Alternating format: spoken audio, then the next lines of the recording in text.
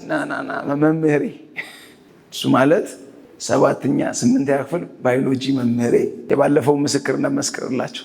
ድንገት ታመምኩ ማለት ነው። በኃይለኛው ታመምኩ በሞትና በህይወት መካከል እና ልጄም አለ እሱ ጋር ነበረ።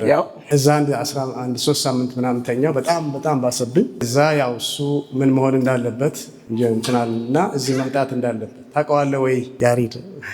ያሬድ የሚባል አውቀውም። ስታየው ታውቀዋለህ፣ ባዮሎጂ ያስተምርሃዋል ምናምን አለ። እሺ እና እንደምንም መኪና ይዞኝ መጣ። እዚህ ገባን። ከዛ ተጸለየልኝ ማለት ነው። you are free ነው ያለው። ምን አንዲት በቃ within a second he said you are free that moment በቃ everything is አሜን። ከዛ በኋላ አንደኛው የእሱ ታናሽ ዶክተር ነው፣ እዚሁ አዲስ አበባ ውስጥ ነው የሚሰራው። አይ ደወለልኝ አብረን ከዚህ ስንወጣ፣ እኔ ተፈውሻለሁ ምንም ነገር አልፈልግም ማለት ዋሽንግተን ሄጄ እንድታይ ፈልገው ነበርና እሱ ጽፎልኝ አይ እንደሱ አይደለም፣ ሂድ ታይ፣ ተመርመር፣ ሁሉንም ነገር የምጠረጥራቸው ነገሮች አሉ፣ ሂድና ታይ አለ። ለምስክርነትም ይሆናል። ምን ይዘህ ነው የምትመሰክረው? በቃ ዶክተሩ የሚመስክር ሂድና ታይ አለ።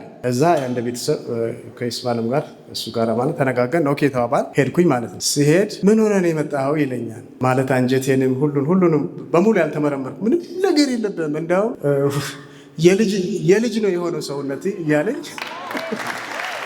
አሜን። ኢየሱስ ጌታ ነው። እና በኮሎኖስኮፒ እና በሲቲ ስካን ታየው እና ቀልደኛ ነው እና ስፔሻሊስቱ እኔ እዛ ላይ የማየው ነገር እኮ የልጅ ነው የሚመስለው እንዴት ነው ምናምን እያለኝ ያው እንትን ቱቦ ያስገባ አንጀቴን ነው የሚያየው። ልጄ ለካ ይጠረጥር የነበረው የአንጀት ካንሰር ነው የሚጠረጥረው።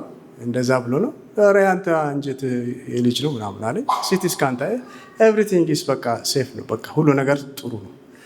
እና መጥቼ እዚህ መሰከርኩ ማለት ነው።